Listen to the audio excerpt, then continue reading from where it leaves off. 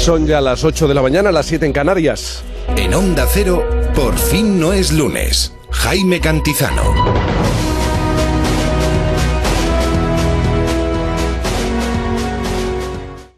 Vamos a tomar nuestra carretera secundaria, nos va a llevar a tierras extremeñas porque allí hace unas semanas se produjo un encuentro. Este encuentro le va a gustar, este acontecimiento le va a gustar a Fernando Eiras. Entre descendientes de emigrantes españoles que partieron a Hawái hace más de un siglo y sus parientes en nuestro país. Muchos de ellos no se conocían y algunos incluso no sabían ni siquiera de la existencia de estos parientes y de esta historia, Eva. Sí, la verdad es que, fíjate, podríamos decir que son los grandes olvidados de los emigrantes, pero yo diría aún más, es decir, son los olvidados de los olvidados, porque seguro que todo el mundo conoce la historia del hundimiento del Titanic, ¿no? Bueno, pues una de las mayores catástrofes marítimas de la historia, que se produjo, fijaos, quedaos con esta fecha, del 14 al 15 de abril de 1912, y que además se cobró la vida de 1.500 personas. Claro, lo que no sabe tanta gente, Jaime, es que aquella misma madrugada un carguero llamado Harpalión viajaba con cientos de españoles en sus bodegas con destino a Hawái.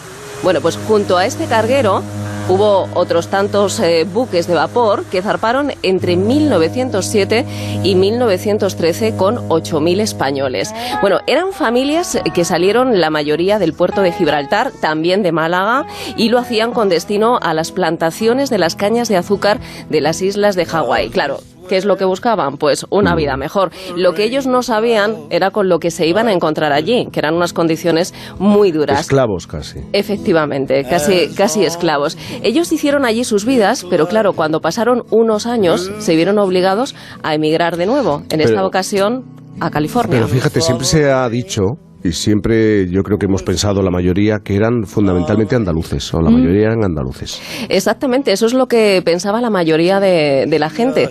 Y de hecho, si tú buscas en internet, muchos de los sitios encuentras eso, 8.000 emigrantes que eran andaluces. Bueno, pues ahora sabemos, gracias a la investigación de un antropólogo, de Manuel Trinidad, con quien vamos a hablar, que había también más de 600 extremeños que embarcaron en aquellos cargueros. Claro, estos eran los que no se conocían, ¿no? Incluso hubo una exposición que se hizo aquí en Madrid que hablaba sobre los emigrantes españoles a Estados Unidos y solo había una referencia a Extremadura. Un baúl de emigrantes de Madroñera en Hawái que durmió, qué historia tan bonita, Jaime, durante años en el desván de un restaurante de Trujillo. ¿Un baúl? Un baúl con recuerdos de esta familia. Esos trastos. Menudo historión. Sí, abrir eso por primera vez. Hombre, Pandora. Qué emoción. Maravilloso. Y ahora los descendientes, Eva, de aquellos emigrantes a Hawái han venido desde Estados Unidos para encontrarse con sus parientes españoles, muchos extremeños, en lo que ha sido el primer Congreso Internacional de Emigrantes Españoles a Hawái y California. En total han sido 57 americanos los que han venido aquí a España, procedentes de California, para encontrarse con sus parientes españoles en Jarandilla de la Vera, que es donde se ha producido ese primer encuentro que se celebró del 26 al 28 de octubre. Pues bien, la persona que ha recuperado este capítulo de la historia olvidada de Extremadura y que además ha hecho posible este encuentro del que estamos hablando es Manuel Trinidad, que como hemos dicho es antropólogo, es presidente de la asociación Club Universo Extremeño y el organizador de este primer congreso. Y además, Jaime, tenemos a Matilde Morán, que es una vecina del Torno que no conocía nada de esta historia y que se ha encontrado con un descendiente de sus parientes. Vamos a saludarles. Con ellos, ¿no? Manuel, Matilde, buenos días. Buenos días. Manuel, buenos días. Hola, buenos días. Dale. Manuel, enseguida voy contigo, Matilde, y nos cuentas tu historia. Pero, Manuel, era la primera vez, ¿no?, que descendientes de migrantes españoles a Hawái podían encontrarse con sus familiares aquí en nuestro país. ¿Cómo ha sido ese encuentro? ¿Cómo lo calificas? Pues a ver, desde luego algo extraordinario, ¿no? O sea, nosotros empezamos concretamente, como bien ha comentado Eva, comentamos hace dos años, a raíz de una exposición que hubo de migrantes a Estados Unidos en Madrid, en el Centro Conde Duque, y ahí vimos ese baúl de Madroñera y nos llamó la atención ese baúl de migrantes extremeños, ¿no? Y entonces a partir de ahí comenzamos un poco a tirar del hilo y entonces, claro, solamente veíamos lo que había comentado de 8.000 andaluces a Hawái. Y bueno, la sorpresa fue cuando en un momento, estando en contacto con páginas de California como Hawaiian Spaniard, que están reunidos allí un poco los inmigrantes a Hawái, pues recibimos un listado de 600, fíjate, de 600 extremeños, más de 600 extremeños que cogieron esos barcos entre 1907 y 1913, y a partir de ahí es cuando empezamos a investigar este tema. Claro, la lista de embarcados os ayudó a descubrir que no eran fundamentalmente andaluces, bueno, había una amplia representación andaluza, sino que también había muchos extremeños. Sí, realmente, y no solo de Extremadura, te puedo decir que de Salamanca, de las tierras de Peñaranda también fueron bastantes, de Ávila, de la provincia de Madrid, o sea que fueron de bastantes lugares. Lo que pasa es que solamente, gracias a un investigador de Málaga, porque en 1907 salieron los barcos de Málaga, Miguel Alba Trujillo, que había investigado, se hizo un documental, pues realmente a nivel prensa, en medios de comunicación, lo único que existía era que habían sido andaluces, ¿no? Entonces, a partir de ahí, claro, tú fíjate, venían los nombres, los apellidos, las edades, claro. Niños pequeños. Entonces, esa fue la base que nos animó a empezar la investigación de estas personas.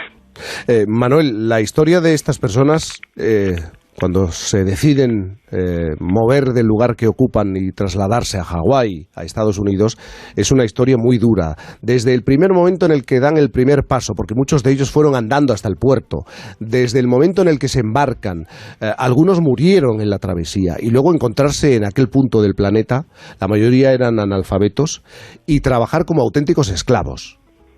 Claro, es que hay que ponerse en situación en la época que estamos hablando, ¿no? De 1913, la situación que tenía España, y pensar que ya solo el viaje desde Extremadura a Málaga o a Gibraltar era ya una aventura.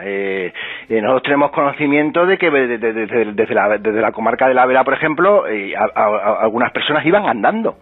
Y luego hay que pensar también que no es que directamente llegues y cojas un barco, ¿no? En muchas familias tuvieron que sobrevivir allí en la línea de la Concepción, porque los barcos a veces tardaban meses en llegar, ¿no? Y que no eran barcos de pasajeros, también muy importante, eran cargueros, ¿no? Ellos iban a las bodegas en unas situaciones bastante infrahumanas, digamos, y luego, claro, no sabían, ellos no tenían ni idea de que era un viaje de más de 24.000 kilómetros, o sea, es que tenían que cruzar 2 océanos. Ten en cuenta que bajaban por todo lo que es Chile, por el Cabo de Hornos, claro. y enfilaban el Océano Pacífico, o sea, un viaje impresionante, ¿no? Entonces, claro, muchos niños, sobre todo los niños recién nacidos, niños pequeños, pues murieron y fueron arrojados por la borda, porque eran viajes de casi 2 meses, y además que llegaban con enfermedades, o sea, una auténtica locura, vamos. Manuel, la verdad es que es una historia muy, muy complicada. Sí. De hecho, lo que se encontraron cuando llegaron a Hawái, ellos trabajaban horas y horas durante prácticamente todos los días del mes. Pero a mí me gustaría que nos contases un poquito cómo ha sido ese trabajo tuyo, ¿no? De búsqueda. Es decir, para poder hacer ese encuentro hay un trabajo detrás, ¿no? En el que tú incluso tienes que recorrer diferentes pueblos. ¿Cómo ha sido esa tarea? Claro, sí, pues es un trabajo enorme. Como digo, empezamos hace 2 años. Y entonces, primero tuvimos contacto con personas de California, Jaime Cader, Nina Collins era una familiar, que nos ayudaron también a contactar con clubes españoles de Estados Unidos. Pero realmente la fuerza que nos dio a nosotros para la investigación era el enorme apego a sus raíces españolas, que es increíble, ¿no? El enorme apego, ¿no? De descubrir sus raíces, el pueblo de sus antepasados, y las enormes ganas que tenían ellos de venir a España. Entonces, pues eso es lo que nos daba la ilusión, y entonces, pues concretamente yo incluso el verano pasado, pues me puse a recorrer los pueblos de la Vera, pueblos del Valle del Alagón, me puse a recorrer y también a intentar ilusionar, porque eso también es importante. Ellos estaban, porque estaban más ilusionados, puedo decir, los de América que los de aquí de España, ¿no? Y entonces a veces tenías que encontrar, no en todos los pueblos encontrabas la misma ilusión, ¿no? Pero en varios pueblos sí encontramos esa ilusión de personas, concretamente en Jarandilla de la Vera. El alcalde concretamente había tenido también, tenía parientes en Argentina, y entonces lo hizo más receptivo a este tema, ¿no? Y entonces allí nos recibieron muy bien. y por eso una de las sedes del Congreso fue Jarandilla de la Vera, ¿no? Entonces, era increíble, ¿no? Luego la emoción y el agradecimiento cuando tú les comunicabas a ellos que habíamos localizado a sus familiares, ¿no? Porque ellos realmente los estaban buscando hace muchísimo tiempo, ¿no? Entonces era una ilusión impresionante. Es el caso de Matilde, Matilde, que no me he olvidado de ti, no nos hemos olvidado de ti. Tú eres familiar de Pastor Morán y Maximiliana Tellez, que emigraron en el año 1913 a Hawái en la compañía de su hijo Pablo. Por aquel entonces tenía 4 años. Tú no sabías nada de esta historia, ¿no?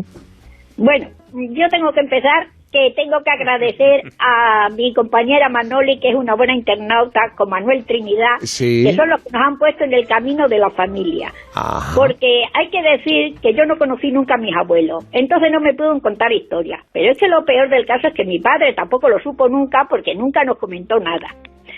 Hasta que Manuel Trinidad dijo que un Morán del Torno, la Manoli esta empezó a investigar que somos poquitos y no somos de la familia. No conocemos nada. No sabemos nada. Hasta que llegué yo, digo, los tíos en América, no. Digo, ya se hubiera encargado mi padre de decírmelo. Esa fue mi frase. Entonces ella, que seguía ahí investigando, dice, pues mira, en los pueblos la costumbre es poner los nombres de los abuelos. Y dice, pues tienes un primo que se llama como tu abuelo. Y tu abuelo firmó un papel en el que decía que si pasaba algo en esos barcos de vapor, que eran cargueros de carga precisamente, pasaba algo, no se hacían responsables. No pidieras nada de la familia porque no te iban a comentar nada, porque exactamente iban casi esclavos, no, como esclavos, porque el único beneficio que llevaban a su favor era que les pagaban el viaje. De lo demás no sabían nada. Llegaron allí y por lo que se ha visto en unas filminas que nos han enseñado, que en los congresos y todo el trabajo de este hombre, hay que reconocerlo, para mí ha sido enriquecedor y creo que para todo. Enriquecedor hasta el punto de encontrarte con Kimberly Orr. ¿Quién es Kimberly Orr? ¿La has acogido en tu casa? En mi casa, sin saber de su existencia. Sí. Bueno, Manuel me ayudó mucho porque dijo, es que ella tiene ganas, y tengo 3 cosas que apuntar precisamente. Yo la cogí sin saber si al final era mi familia o no era mi familia, porque como no sabía nada, nunca había oído hablar la palabra América. Y entonces yo me decidí, algo en mi interior me decía que posiblemente sería de mi familia cuando esas ganas tenía la mujer de venir. Sí. Y entonces cuando ya estábamos cenando, pues claro, nuestro inglés cero, ella español mucho más cero todavía.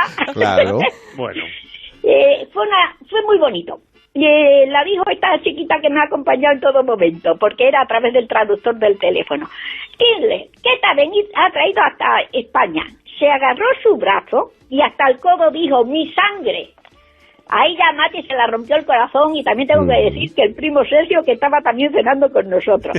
Y bueno, que también le pedí ayuda y me ha colaborado en todo, y mi prima Celia. Hemos sido 4 personas que hemos estado muy unidas, ella se ha ido muy contenta y esperemos de que esto continúe. Porque bueno, Kimberly, perdóname Matilde, una cosa, Kimberly es sobrina de Pablo, el hijo de Pastor y Maximina. Sí, y luego también tengo que aclarar que precisamente ella, como no se enteraba de nada, pues dijo sobre los comentarios que había habido una niña que había nacido en el Scott, porque estos fueron en el vapor Scott, y entonces que fue en el 1913 ya.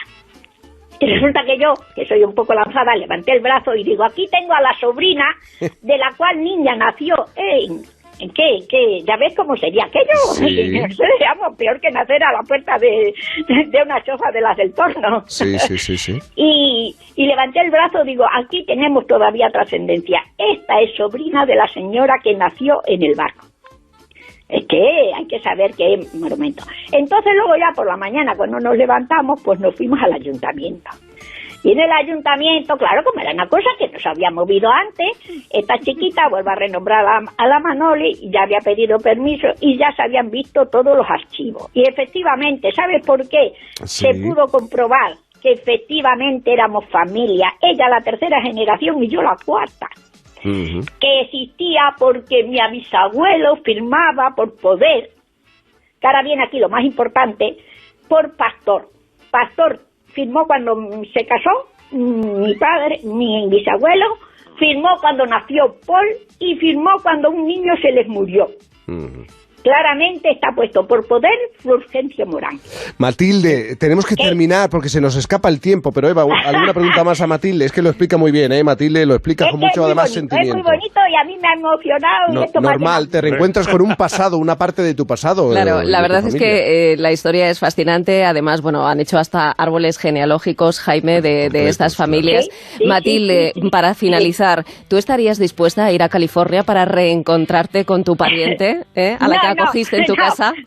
Yo ya me encuentro un poco mayor y yo lo único que he dicho, que precisamente eso nos enseñaron cuando era pequeña, que yo he abierto una ventana no, he abierto hacia mi familia Morán una puerta y grande, porque si yo no voy, puede ser que vayan mis nietos, que vayan mis sobrinos, porque también tuve mi sobrino Oscar, que hablaba inglés, y se trasladaba desde Salamanca para poder asistir a ver a esta señora y a conocerla, y nos ayudaba muchísimo, porque si no, yo sabes lo que decía, se ponía mi sobrino, tía, no la ahogues, tú no la ahogues, que te conozco.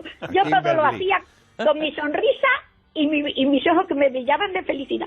Matilde Morán, te tenemos que dejar, seguiríamos, pero ya sabes que llegan las noticias, algunas serán de América, fíjate tú que tienes conexión con América, con Estados Unidos. Un beso enorme, Matilde. Venga, muchas gracias. Venga, y también a Manuel Trinidad, antropólogo, el hombre que ha investigado, ha ido tirando del hilo. Eran muchos los extremeños que se embarcaron. Muchas gracias, y también comentar que es posible, que en un futuro se haga otro congreso en California. Hablando que habéis hablado de California, es posible. Estaría muy bien. Bueno, Manuel, un abrazo grande. Un abrazo, hasta luego. Tirando del hilo, Fernando, un baúl perdido en un desván. Estas cosas son el origen de lo de tu tío de América, ¿no? Ha heredado porque tenía un tío en América, Sí. ¿no? Son todas estas cosas. Unos náufragos aquí, unos que se fueron a trabajar y naufragaron, otros que vete a saber. ¡Qué maravilla! Esto pues, como me estaréis escuchando todavía, cuando vayáis a California, los que no sepan inglés, que se lleven una botellita de Gloria, que es el licorcito ese que hacéis en Hijo de Santa Bárbara, y ahí nos ponéis unos vasitos y al cuarto habláis el mismo idioma seguro. Y todo arreglado. Sí. Bueno, Fernando, a lo tuyo, a lo mío, a la otra faena. A mis quehaceres, exacto. Venga, tus quehaceres. Un abrazo grande. Llegan las noticias a la sintonía de Onda Cero. Por fin, no es lunes.